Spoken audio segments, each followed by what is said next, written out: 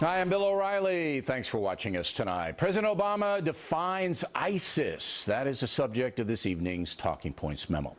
A few days ago, President Obama granted an interview to Vice News, an organization that reports stories on HBO. Lately, Mr. Obama likes to speak to outlets that attract younger viewers. Talking Points believes the #1 problem in the world is now the Islamic Jihad.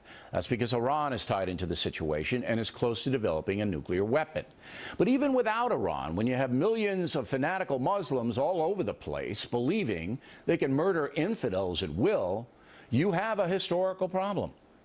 That has become shockingly clear with the emergence of ISIS, or ISIL, as the president calls it. ISIL is a direct outgrowth of al-Qaeda in Iraq that grew out of our invasion, which is an example of unintended consequences, which is why we should generally aim before we shoot. We've got a 60-country coalition. We will slowly push back ISIL out of Iraq. I'm confident that will happen.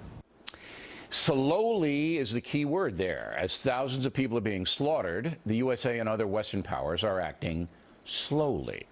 So let's break it down. The U.S. defeated the Iraqi insurgency, including al-Qaeda in Mesopotamia. General Petraeus led that victorious campaign known as the Surge, and when it ended, Iraq was a fairly stable situation.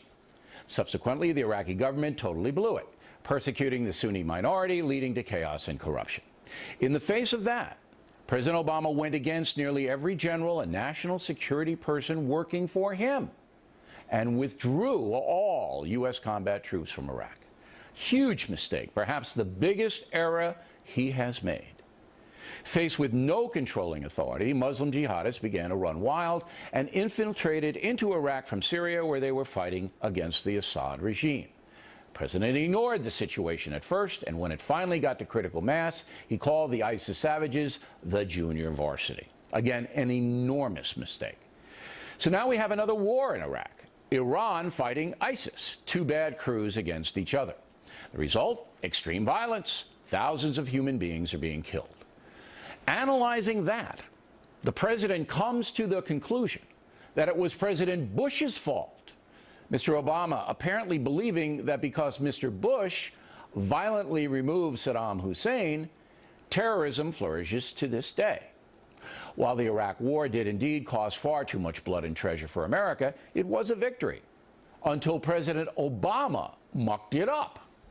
Again, if 10,000 U.S. forces had remained in Iraq, ISIS could never have achieved a foothold there, and Iran would not be running the show today.